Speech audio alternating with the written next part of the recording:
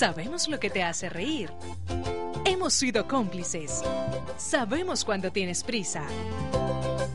Y hemos visto todas tus travesuras. Conocemos tus secretos porque siempre hemos sido parte de ellos. Calzado Rómulo, más de 3 décadas ofreciendo el verdadero bienestar para sus pies.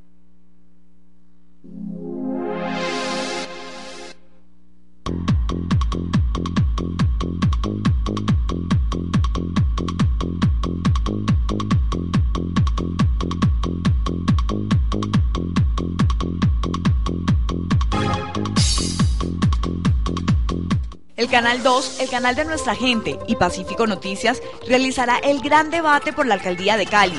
Escuche las propuestas de los 8 candidatos este martes 15 de septiembre a las 8 de la noche, para que usted vote a conciencia.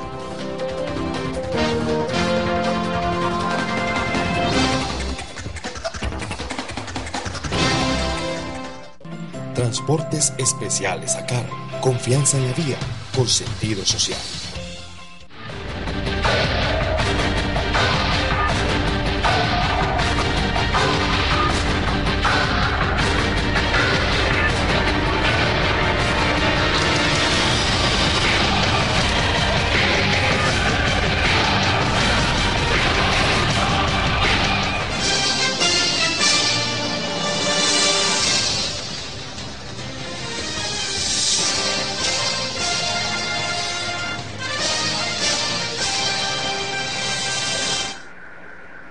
Amables televidentes, los saluda José Alberto Tejada Echeverri, presentándoles el programa institucional del Canal 2 informativo Nuestra Gente.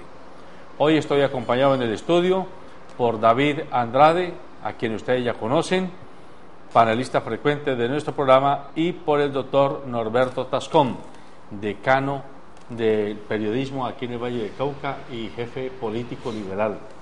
A los dos los saludo.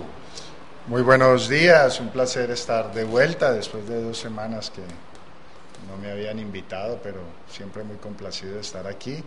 Cordial saludo al doctor Norberto, jefe de las amplias mayorías liberales de Cali y el Valle del Cauca, y José Alberto, pues un placer estar aquí contigo y saludar a la teleaudiencia, que nos alcanzamos a emocionar con unas gotas de lluvia bien al sur de la ciudad, pero que ojalá Dios nos dé la bendición de más lluvias para superar este tema de la escasez de los ríos de agua, y que la ciudadanía se porte bastante bien con la protección de los ríos, con el ahorro del agua, para no tener que vivir estas situaciones tan difíciles que estamos pasando muchos de los caleños, y que Dios quiera no se agrave y no solo sea la gente ladera, sino la gente del plano la que tenga escasez de agua. Doctor Tascón. Pues muy buenos días, José Alberto, para usted, para David Andrade, para toda nuestra amable audiencia que permanentemente nos ve a esta hora de la mañana. Y sí, como dice la canción del Gran Combo, gotas de lluvia, poco a poco comenzamos a ver. Pero fíjese que pareciese que es una venganza de la divina providencia, cuando precisamente otra vez, con el argumento de que por la falta de lluvias y el fenómeno del Niño, nos iban a meter otra vez, repito, el alza en las tarifas de energía. Nos iban a meter, no, ya nos la metieron, bueno, ya se notificó. Es triste pues lo que pasa, y por fortuna Dios manda pruebas de que nos están robando todos los días. Bueno, saludamos también a Carlos Arturo Oviedo, a quien el mío lo trajo hasta aquí, hasta la puerta del canal. Un poquito tarde, pero al fin llegó. Un saludo muy especial a Alberto, a David, a José Alberto. La lluvia generó una tranca extraña ahí saliendo de mi casa. Curiosamente ya no se veía mucha tranca allí, y eso pues dificultó la salida, pero muy contento por la lluvia, de verdad que sí, se refresca, se ve como la naturaleza canta y se pone contenta cuando llega la lluvia, que es tan importante. Nuestra naturaleza, nuestros parques están completamente deteriorados por efectos del verano, y eso nos debe llamar, José Alberto, a una reflexión frente a nuestro comportamiento en términos de lo que está sucediendo o el uso que le estamos dando, digamos, a nuestros recursos naturales, particularmente el agua potable. Muy bien.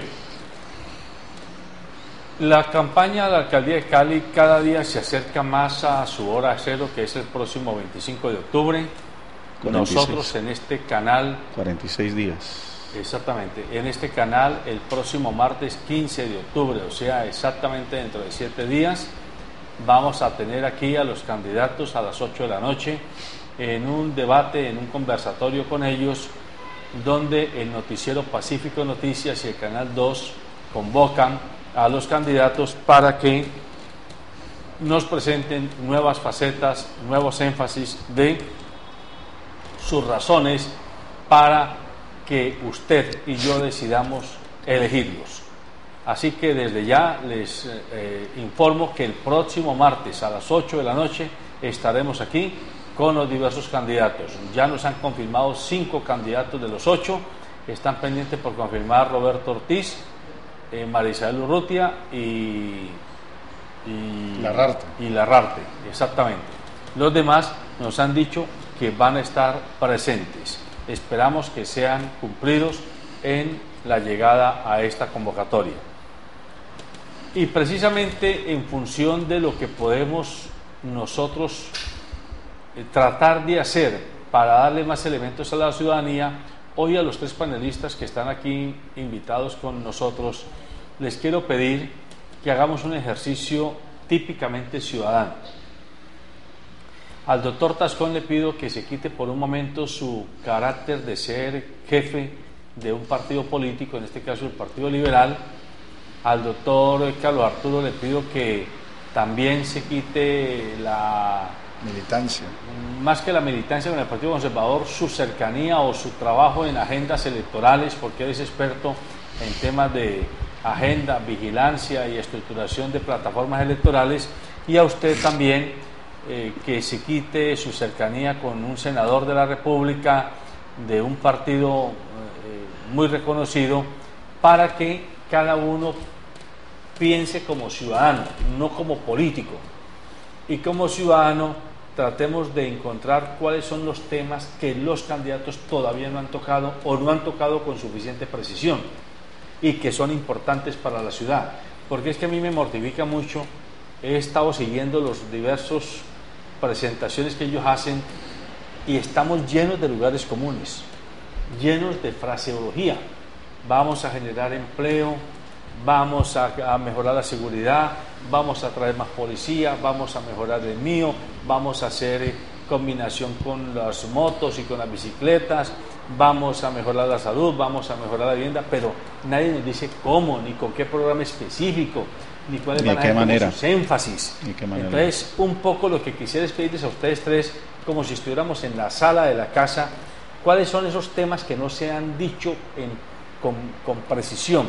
¿Qué les gusta? No digamos de un candidato en particular. No, en general, claro. Cualquiera de ellos, ¿qué necesita oír el caleño y la caleña de su candidato o candidata a la alcaldía de Cali específicamente? ¿Quién quiere comenzar? Yo quiero, digamos, José Alberto, proponerte que con base en lo que pues se ha venido planteando, hay unas necesidades sentidas que se han medido, digamos, por temas de percepción ciudadana con relación al tema, y podríamos plantear, digamos, eso en principio. Yo diría que hay temas que no se han tratado con suficiente responsabilidad, como el tema de la generación de empleo, que entre otras cosas no es una responsabilidad del alcalde en términos de lo que él desarrolla y desempeña. Sin embargo, uno se da cuenta que cuando la alcaldía emprende obras o emprende inversiones públicas, uno se percibe que ese nivel de empleo mejora de manera, digamos, concreta. Pero hay una agenda que a mí me gustaría que también tuviéramos en cuenta, porque esa agenda es la agenda que se ve, digamos, la que la gente percibe de manera, digamos, muy directa. Hay una agenda que es la agenda de cómo estructurar la gerencia desde el municipio de Cali, que esa agenda casi no se menciona, y es lo que tiene que ver de cómo el municipio hoy no tiene capacidad gerencial y administrativa para poder enfrentarse a un siglo como el que hoy estamos, digamos, nosotros enfrentados. Y le pongo una cifra: nosotros tenemos en este momento 1.450 empleados nombrados por nómina en el municipio, y tenemos alrededor de unos 6.000 contratistas. Ese es un tema que es bastante complicado. Nosotros vemos cómo hay una gran cantidad de dependencias completamente desmanteladas, que obviamente, además de no cumplir con su labor administrativa, también, digamos, cada empresa de las clientelas políticas, que son las que finalmente terminan desnaturalizando completamente todo el ejercicio del político. Entonces yo quisiera que se trataran esos dos temas, y pues arrancaría por uno, el tema del empleo, y en segunda instancia el tema de la seguridad, que son dos temas, digamos, que pondría sobre la mesa. Entonces, a ver, si entiendo correctamente, la planta de personal nombrado que tiene la alcaldía es de cerca de 1.500 personas. 1.500 personas. Y la planta de contratistas es de 6.000. 6.000 personas. Ya 4 veces la planta nombrada. Lo que implica eso, en buen romance para la gente, es que esos 6.000 son cargos inestables. Por lo tanto, son muy proclives a la presión electoral, porque los 1.500 son nombrados, tienen carrera administrativa y no dependen del alcalde de turno, dependen de que se desempeñen bien. Sin duda, sin duda. Pero los 6.000 dependen de los contratistas y de los concejales, que a su turno dependen de acuerdos con el alcalde y de acuerdos con la administración municipal. Por lo tanto, si el contratista o el concejal no le pone tantos votos a la campaña, pues seguramente le cortan los 50 o 60 cargos de contratistas que tiene. Sin duda. Y eso genera una inestabilidad para la administración, porque no sigue continuidad en su trabajo, pero segundo, le da una gran oportunidad al clientelismo electoral, que es lo que estamos tratando de cuestionar. Entonces me parece que es importante ese punto que ha puesto sobre la mesa. Pero José Alberto, echa la ley, echa la trampa. Este país se volvió así. Hay que sacarle el esguince a todas las normas. Lo que apunta Carlos es válido, en el sentido de que sí, en estos ires y venires de la administración pública, para hacer alarde de que han recortado los gastos y demás, entonces sencillamente recortan las nóminas, sí, pero dejan el otro boquete por fuera, que es la contratación, y termina esas no nóminas paralelas, sino triparalelas, porque son 3 veces la nómina de la administración la que se mete por la contratación, como el mecanismo de presión, uno, y segundo, pues suplir las necesidades, porque fíjese usted que con la ley 617 a las administraciones les dijeron, ustedes no se pueden gastar más allá del 50% de su presupuesto en gastos de funcionamiento, para el caso de Cali, pero ellos le hacen el esguince a la ley y cogen todas esas partidas de contratación, porque la norma dice que todas aquellas personas que estén vinculados a programas especiales, entre ellos recolección de basuras, mantenimiento de zonas verdes, convivencia ciudadana, participación ciudadana, etcétera, por nombrar unos, se hacen con proyectos de inversión que no se apuntan precisamente como gastos de funcionamiento, y por eso le digo, ahí está la trampa a la ley, que lo que buscaba con el indicador de 617 era que los municipios no se metieran en estas nóminas tan altas y tuvieran exactamente lo que dice Carlos, y usted lo está ratificando, unas nóminas paralelas para hacer el quehacer político. Que generaran empleo, pues oficialícenlo como tal y déjenlos como tal, pero no, simplemente se les da esa figura que luego el Ministerio del Trabajo dijo, hay que reconocerles todas las prestaciones y demás, pero eso no sucede, porque faltando más o menos un mes para terminarse el año, despiden toda esa gente o les cancelan el contrato, y allí es donde prácticamente se quedan en un limbo hasta que regrese el nuevo año, con la prueba de que si no han cumplido con las dosis políticas, es decir, con los aportes políticos, no les renuevan el contrato. Entonces allí sí me parece que los organismos de control se quedan cortos, le hacen conejo al mismo gobierno y se crean las normas, pero paralelamente por debajo de la mesa hay otras que son las que subsanan lo que están prohibiendo. Bueno, David, no somos expertos en temas electorales, pero yo me imagino que 6.000 contratistas, supongo yo que a cada uno le piden que 50 votos. ponga 20 o 30 votos por cabeza.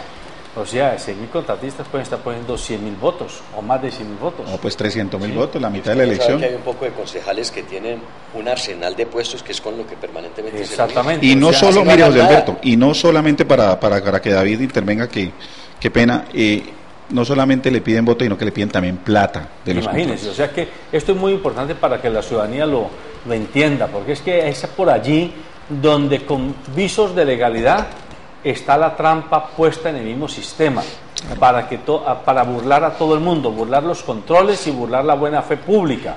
Y es que si tenemos 6.000 contratistas y a cada uno le asumamos que cada uno pone 30 votos, 180.000 estamos hablando de votos. 180.000 votantes.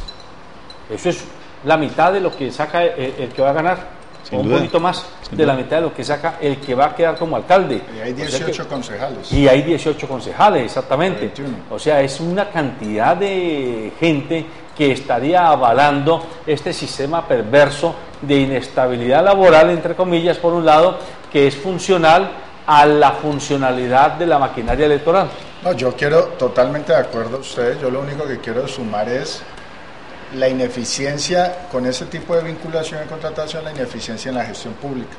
Entonces, al final no quieras verlo por ninguno de los argumentos que han dicho, pero si tú te quejas de que qué pasa en la administración que no es eficiente, que no funciona, que no sirve, pues ahí está la explicación sobre eso, porque muchos pasan por la administración pública porque les toca, porque no consiguieron trabajo en ningún otro lado y llegan allá y no saben, no conocen, no entienden, y mientras que están aprendiendo, mientras que le cogen cariño, si es que le llegan a coger cariño alguna vez, pues ya se han ido y ha llegado otro a iniciar nuevamente el ciclo. Entonces, evidentemente, la eficiencia de la gestión pública se está perdiendo. Debe profesionalizarse y debe ser verdaderamente una carrera. Aquellos que demuestren que tienen vocación, que tienen amor, que tienen verdaderamente capacidad de sacrificio por trabajar por la comunidad, por la sociedad, que se metan en una carrera de administración pública, que se metan a hacer la carrera y que trabajen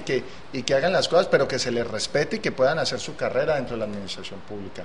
Pero hoy en día no, hoy en día la administración pública es de yo coloco aquí, saco acá, si soy la amante, si soy la moza, si soy el noviecito, si soy el pretendiente, y ahí los van colocando, y entre más cercano sea al de poder, no por elementos de conocimiento, de técnica, de compromiso con la ciudadanía, sino más bien de complicidad en algunas actividades muy íntimas, más es el espacio de responsabilidad y de poder que se tienen.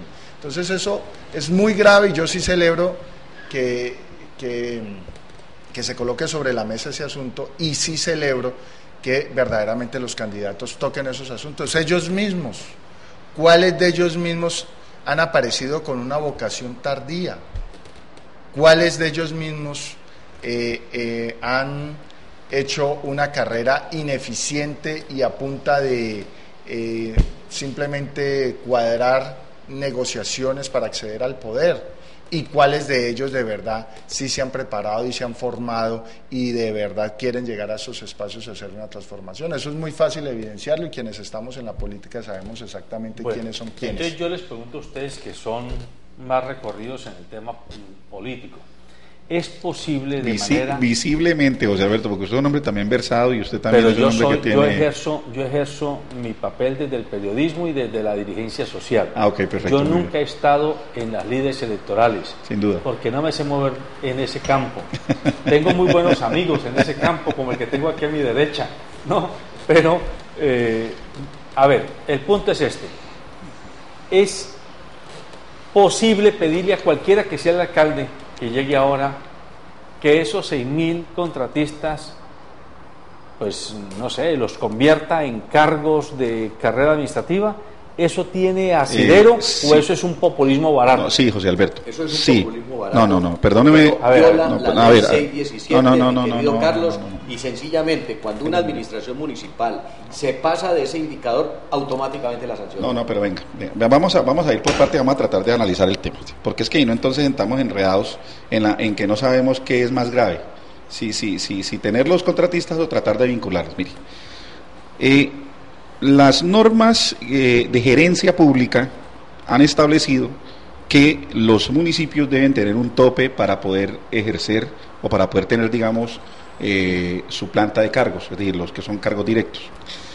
Acabamos de tener un ejemplo en donde se demuestra que cuando hay acciones que tienen continuidad en el tiempo no pueden tener los contratados.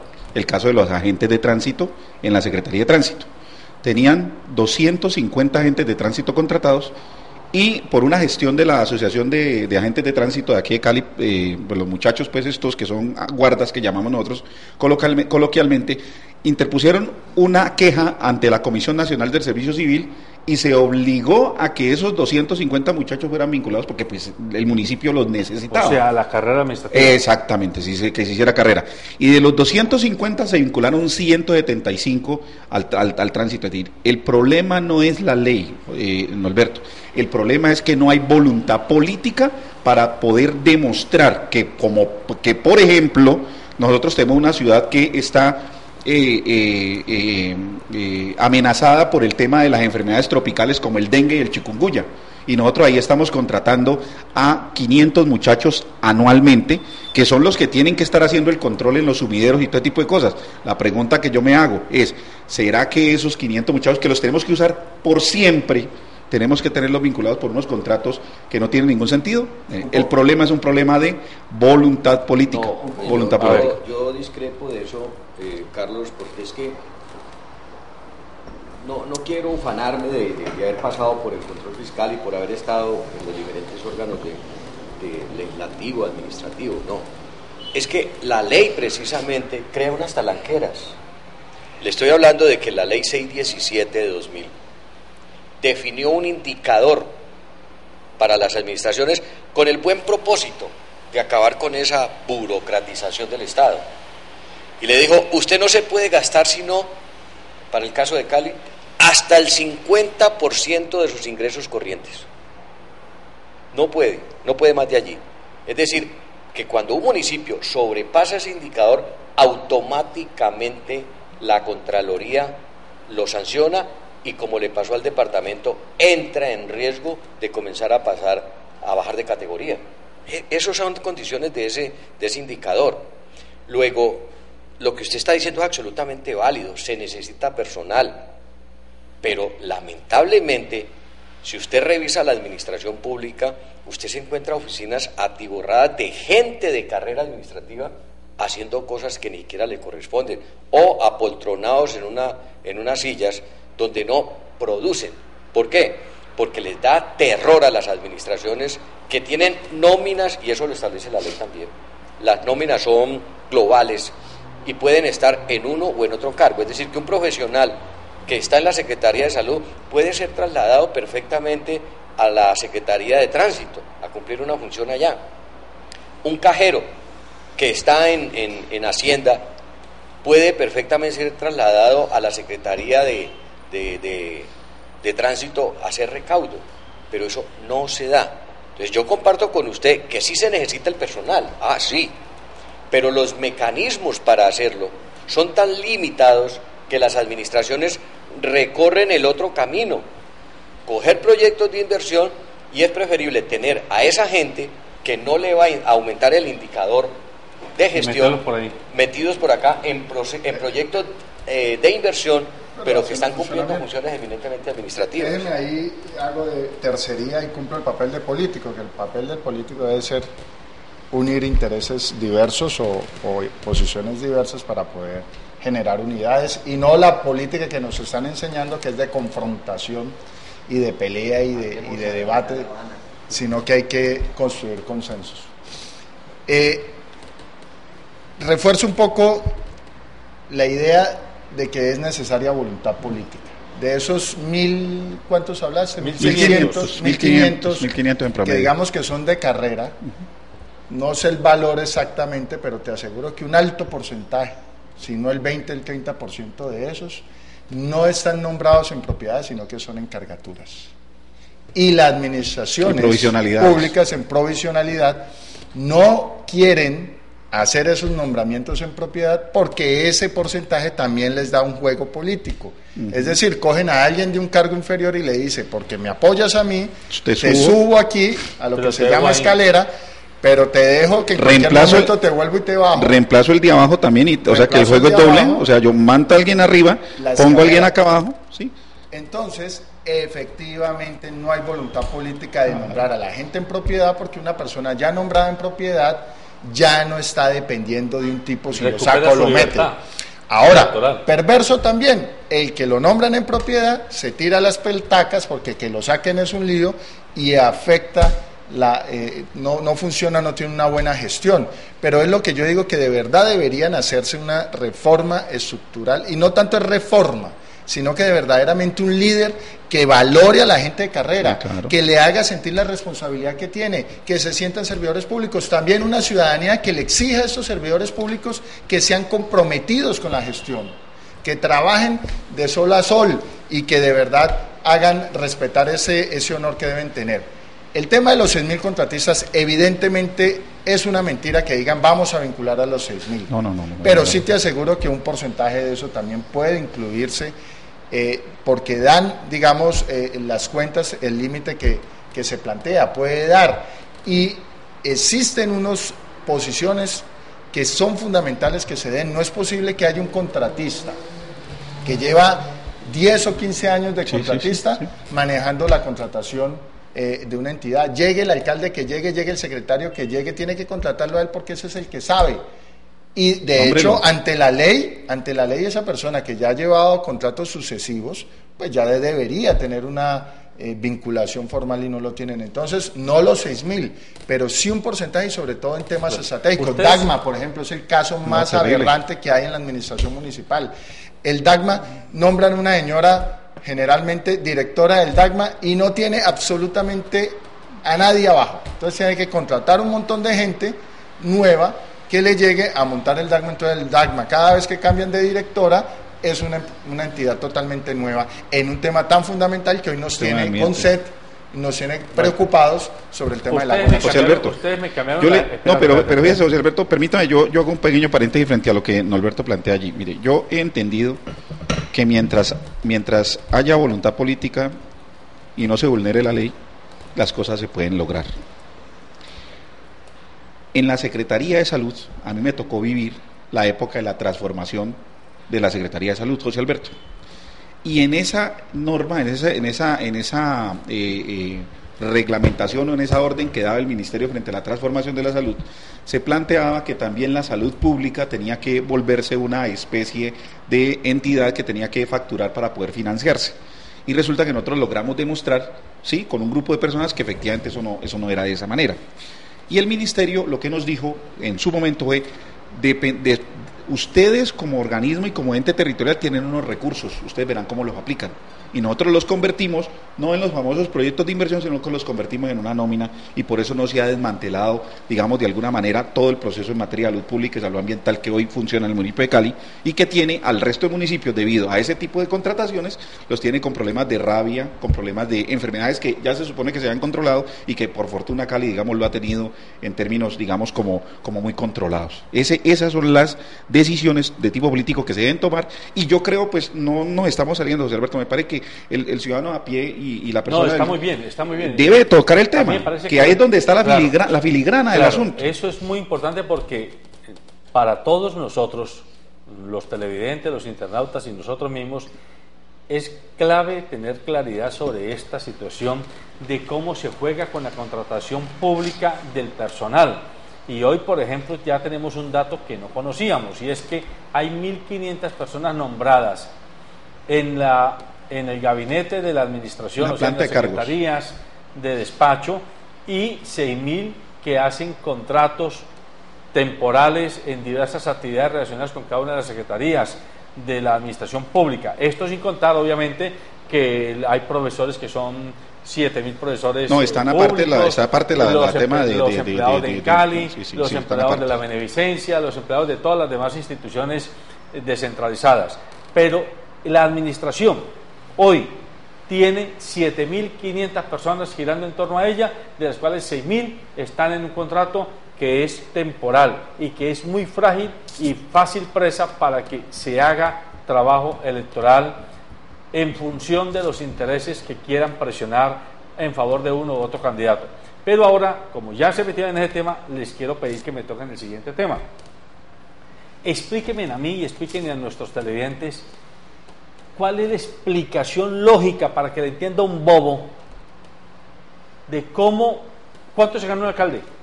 Se gana 14 millones de pesos. ¿Cuánto se gana un concejal?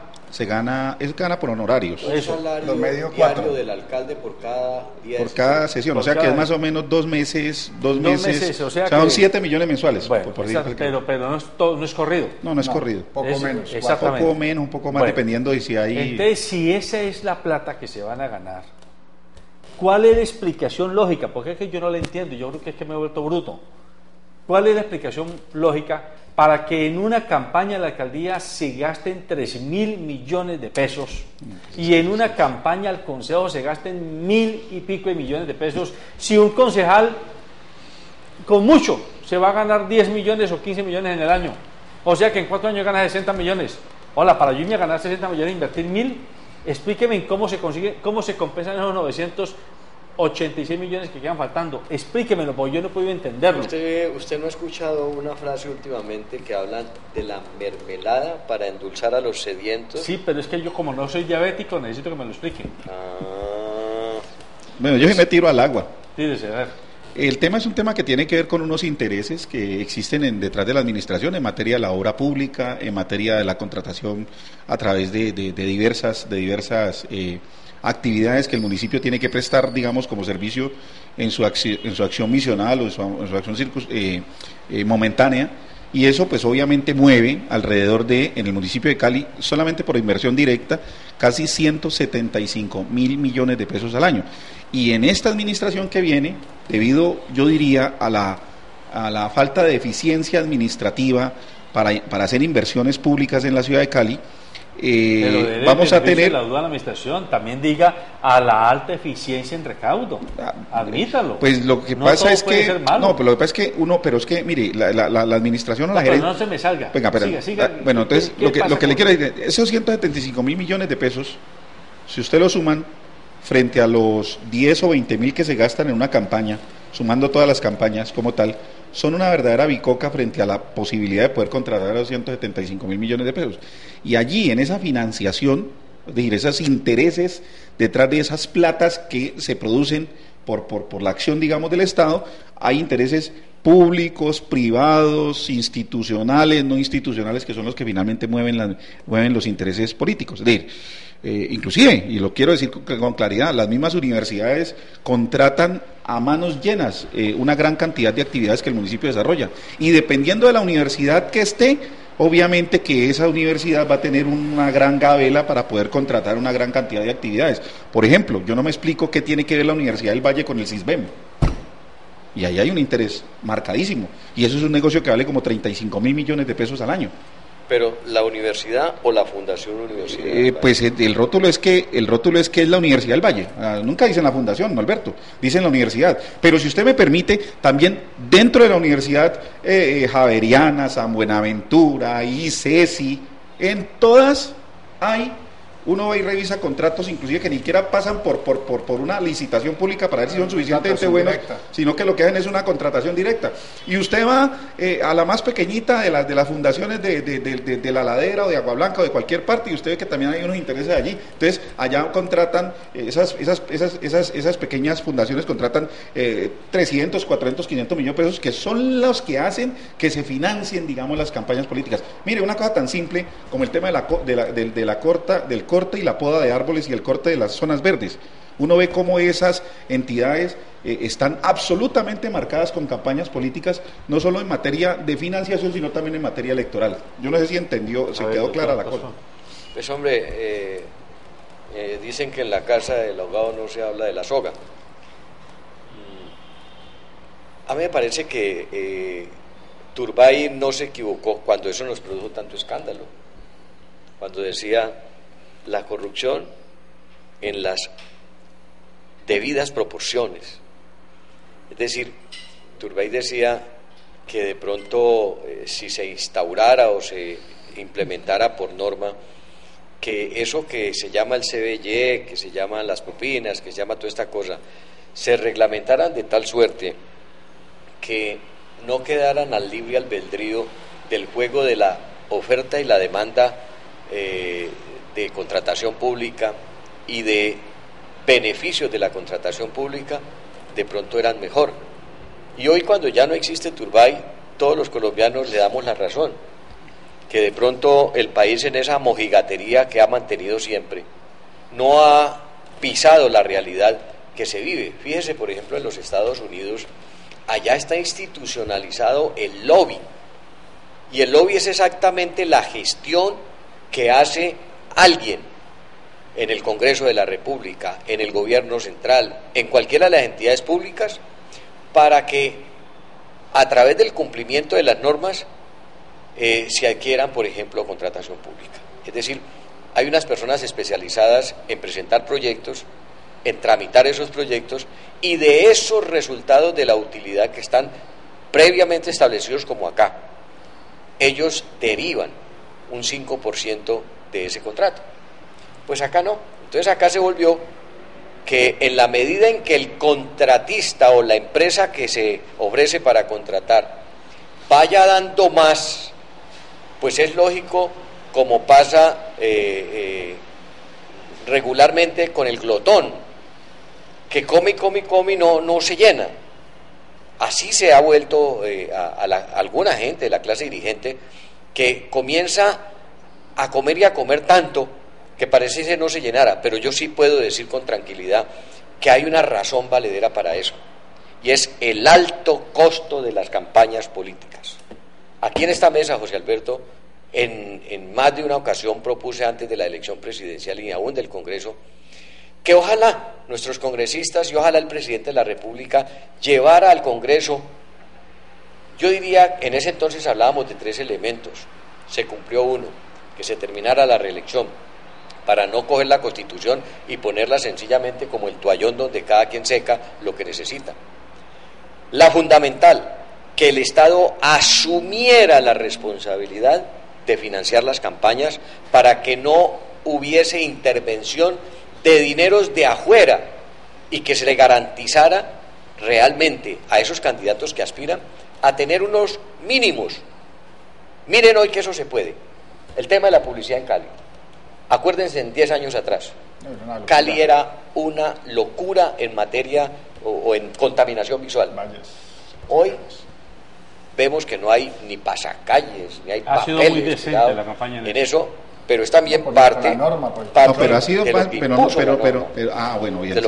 la norma, porque al fin y al cabo eso sirve para la ciudad. Y el otro elemento que decíamos en esa ocasión era que el Congreso tuviese la vergüenza de reformar su propio estatuto de funcionamiento, o sea, la ley quinta.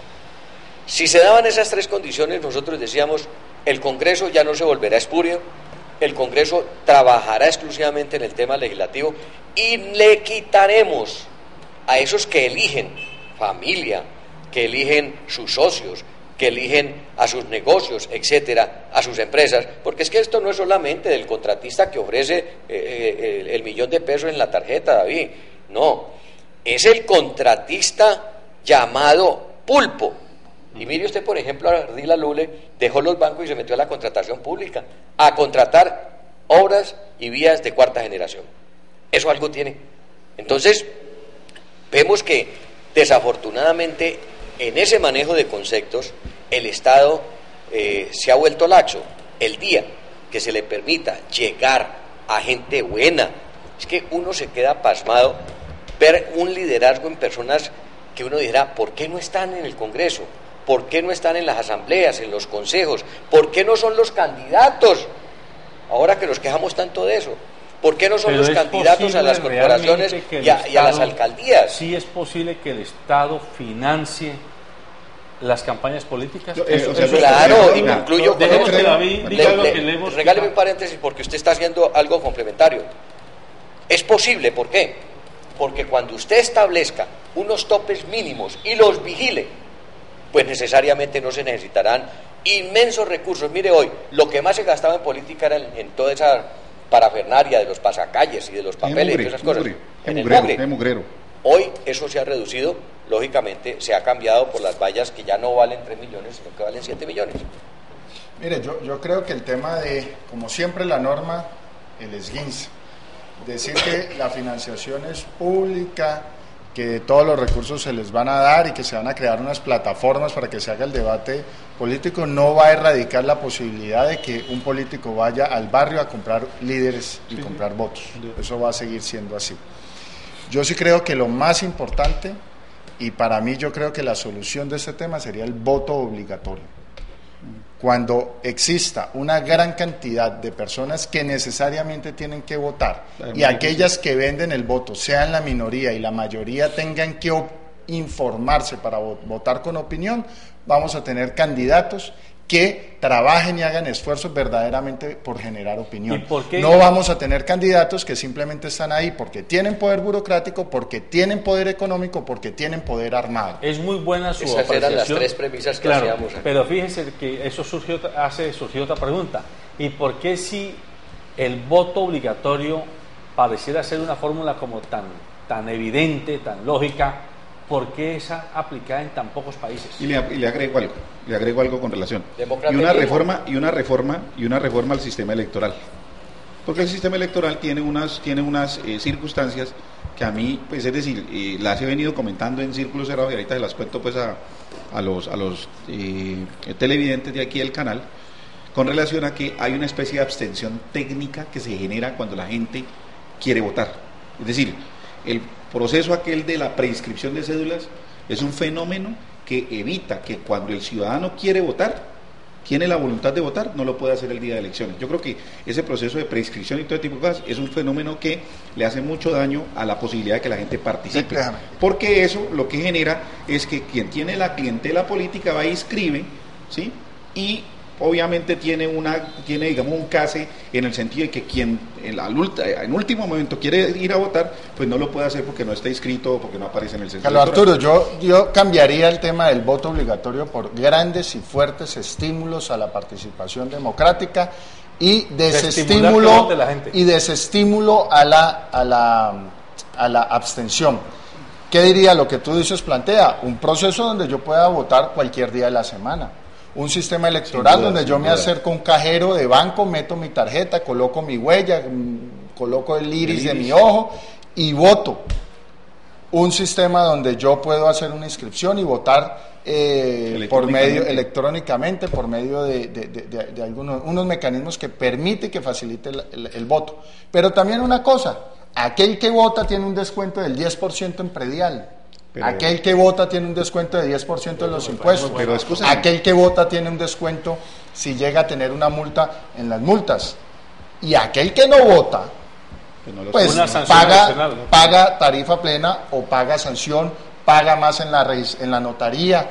Y además para que vote el que paga impuestos. Es que el que paga impuestos no vota. El que paga impuestos es la víctima y el atracado, que no vota y va y es el que paga impuestos. Entonces, para decirle, hombre, usted que paga impuestos, vote para que, bueno, puede ser un mecanismo para que no suene a eso que tú estás planteando ahí, de que la obligación de votar se vuelve en un tema antidemocrático. Yo sí diría, vea, yo soy lo más liberal que puede haber, pero creo que las medidas deben ser temporales para generar una cultura. Yo creo que en esta cultura de la no participación política, a pesar de que no me gustan ni las prohibiciones ni las obligaciones, yo creo que sí, temporalmente hay que hacer un proceso de obligar a la gente a participar, a enterarse, a tomar una conciencia para poder generar un cambio cultural. Una pregunta para claridad de los televidentes. Es que ya hay una ley. Perdón, Carlos. Una pregunta para claridad de los televidentes.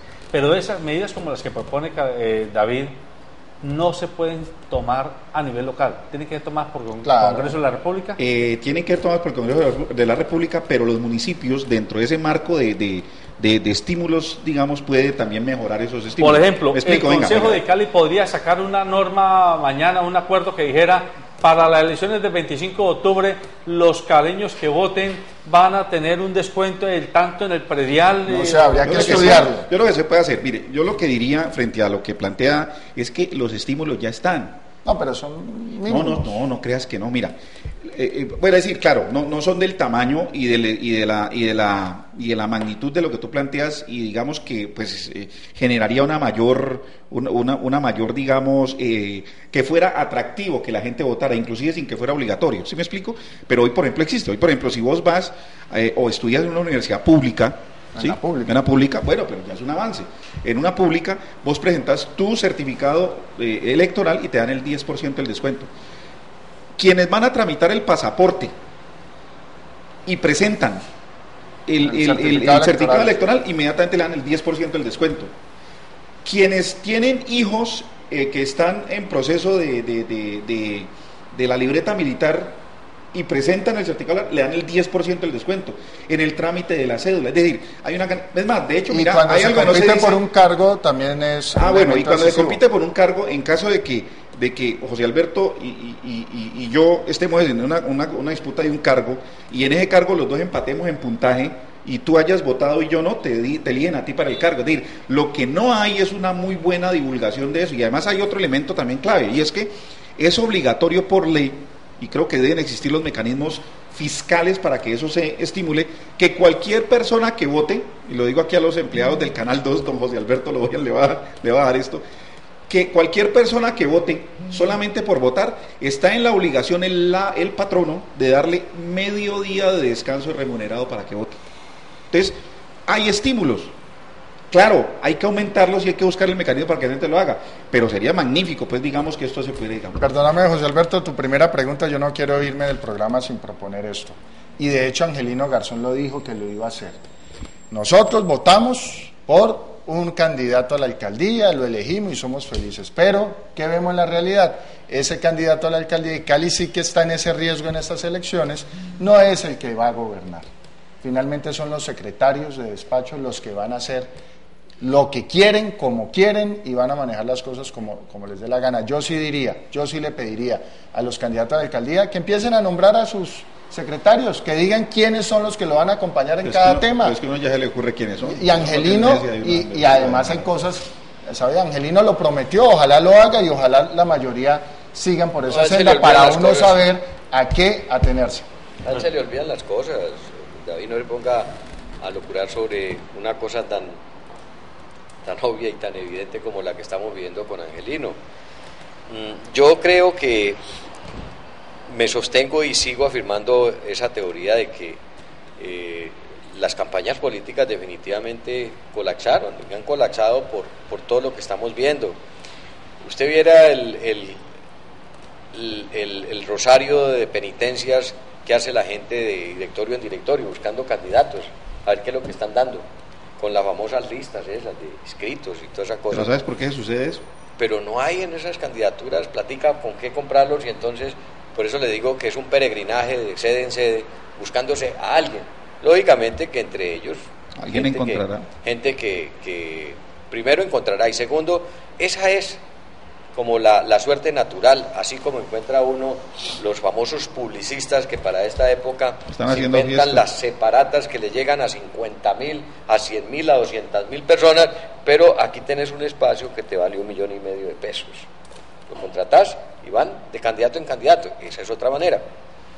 Si lográramos realmente en el país establecer mecanismos de presión válidos, yo comparto una de las propuestas que hacíamos en esta mesa cuando hablábamos el voto obligatorio subsanaría en gran medida, pero como nosotros somos parroquiales y a veces nos volvemos democrateros y toda esa cosa, estamos diciendo, es que vaya a ver a la izquierda nomás. Yo recuerdo los debates que tuve con la gente de la izquierda, decir, no, es que nos van a obligar, y no es peor eso que la corruptela y la sinvergüencería que tenemos hoy, que es que nos van a obligar a hacer lo que no queremos. Vaya y vote en blanco, pues. Si es que no quiere votar por ninguna persona, vote en blanco. Pero no lo que realmente no podemos es seguir construyendo y edificando una democracia mentirosa, edificando una democracia que no es ni participativa, edificando una democracia que está construida sobre los intereses particulares de unos cuantos, que se vuelven congresistas, que se vuelven jefes políticos, que se vuelven presidentes inclusive, porque hasta allá hemos llegado, se vuelven presidentes para hacer posible adueñarse de tierras, adueñarse de notarías, adueñarse de las zonas francas para su familia, adueñarse de los servicios públicos para que sus familias lleguen allá. Por supuesto, pero entonces usted nos está dando razón cuando el voto obligatorio de alguna manera eso lo subsana. Y lo otro, hombre, hayan unas limitantes, yo sigo insistiendo, pero que hayan unos verdaderos organismos de control, José Alberto. A mí me parece que en este momento todos nos quejamos de los organismos de control. Claro. No hay una verdadera política ni fiscal, ni de justicia, ni disciplinaria, y menos ética, por cuenta de estos organismos de control que se volvieron un hazmerreír, como alguien típicamente los ha calificado pues peyorativamente. Pero yo sí creo que en esto hay que buscar un mejoramiento. Y usted hizo una pregunta, José Alberto, que no me va a quedar sin responderla al comenzar el programa. Usted decía, ¿qué preguntarle a un candidato de estos? Y ustedes decían, han hablado de todos los ejes temáticos que tiene la ciudad. Claro, la seguridad, la inseguridad, la movilidad, el sistema de transporte, los servicios públicos, el empleo, etcétera. Pero, José Alberto, yo hice en uno de los debates una de las preguntas donde uno no encuentra respuesta. ¿Con qué van a financiar toda esa cantidad de programas que nos están diciendo? Y se nota que no han estudiado siquiera los presupuestos de cada municipio ni los presupuestos del departamento, porque si realmente los conocieran no harían toda esa cantidad de promesas vanas que están haciendo y nos estarían mostrando sí que ya esos impuestos tienen que canalizarse de mejor manera, pero en mi criterio tendrían que recurrir a los empréstitos, que son los que financian el crecimiento de cualquier empresa. Pero tiene que haber paralelo a eso un ataque frontal a los grandes chorros de corrupción que se presentan, especialmente cuando acabamos de escuchar por cuenta de los notarios que se les habían robado 80.000 millones de pesos porque les falsificaban las boletas que ellos mismos expedían. Bueno, brevemente el último minuto para Carlos y para David Andrade. Otra manera que establece, digamos, financiación de manera perversa, y que es la que, por la pregunta que usted hizo, digamos, es porque la cual se mueven esos intereses en la administración, es el tema que tiene que ver con la cobertura escolar, José Alberto, y lo dejo hasta allí. No, yo lo único agregaría a mi propuesta lo que el doctor Tascón plantea. Díganos quiénes van a ser los líderes de cada una de las secretarías y diga cuál es el presupuesto que le va a asignar a cada una de las secretarías. Bueno, ¿me permites hacer una breve reseña? Eso no va a suceder porque, mira, lo digo con respeto, yo lo sé, tú lo sabes. Sí, claro. ¿Y por qué no? Porque es que eso depende de cómo se dé la dinámica del ejercicio de la política electoral. Hay que romper eso, hay que romper. A mí me ha parecido que hemos logrado, casi sin proponernos, un programa muy didáctico. Porque yo por lo menos he aprendido cosas hoy que yo no sabía, y me imagino que muchos televidentes e internautas también, y esto es lo que necesita la gente: claridad sobre cómo es que funciona el tejemaneje de la política y del gobierno.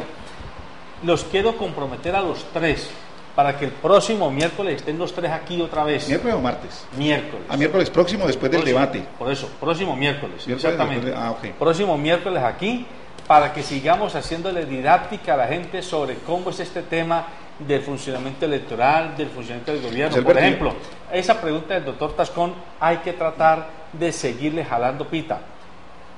Dígame con qué va a financiar todo eso que usted promete que va a hacer. ¿Van a ser edificios de 100 pisos? ¿Van a ser carreteras panorámicas? ¿Van a ser metrovías? ¿Pero de dónde va a salir la plata? Una fuerte política social, pero con la Secretaría de Desarrollo Social. Usted tocó un tema. ¿Y cómo va a controlarse ese tema del paralelismo de la educación pública con la cobertura escolar privada? ¿Eso cómo se va a controlar? Vamos a conservar las cuencas hidrográficas y le da miedo comprar un lote. Exactamente, pero ¿cómo? Entonces, para que la gente tenga elementos, entre más elementos de información tenga el ciudadano, menos presa fácil es de la manipulación electoral. Y que hagamos un programa, José Alberto, a propósito de esta lluvia de propuestas, sobre cómo la gente votar, que también es importante. Muy bueno, que la gente lo pueda hacer y mejor dicho, ya quedan matriculados para que los miércoles ese programa de la didáctica electoral y política. Dale, así que, amables televidentes, esperamos que el próximo miércoles usted esté muy atento, que le vamos a seguir dando elementos para que usted entienda cómo es la mecánica, cómo es el funcionamiento tanto del sistema electoral como del funcionamiento del gobierno. Cuando un alcalde llega, le toca comenzar a tomar decisiones, las toma solito, las toma en compañía de su mujer, las toma en compañía de su perro. Angelino sí lo ha manifestado públicamente, que Montserrat será la persona que tome decisiones por eso. Pero puede ser que los otros la tomen en compañía de su hija. Pero eso es menos, pero es que eso es menos grave. Pero es que eso no es menos grave que la tomen con los socios también políticos. Lo importante es que la gente sepa cómo es que el gobernante toma las decisiones. Es que no debe ser Angelino, sino los esperamos el próximo, mañana estaremos aquí también en nuestro programa de todos los días, pero el próximo miércoles con estos 3 invitados estaremos hablando de pedagogía electoral. Buenos días.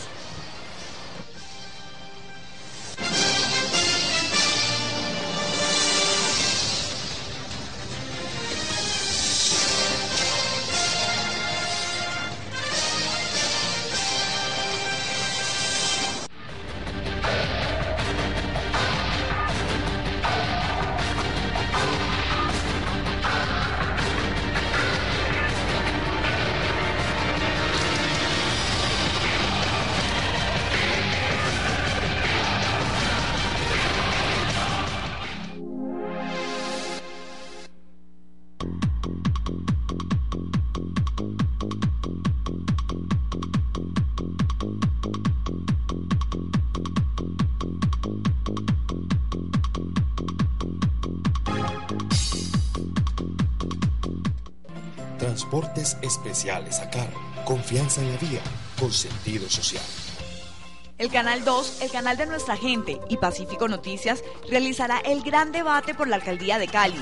Escuche las propuestas de los 8 candidatos este martes 15 de septiembre a las 8 de la noche, para que usted vote a conciencia.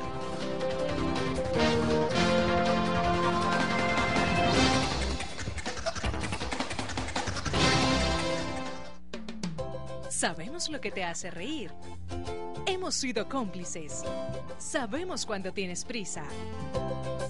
Y hemos visto todas tus travesuras. Conocemos tus secretos porque siempre hemos sido parte de ellos. Calzado Rómulo, más de 3 décadas ofreciendo el verdadero bienestar para sus pies.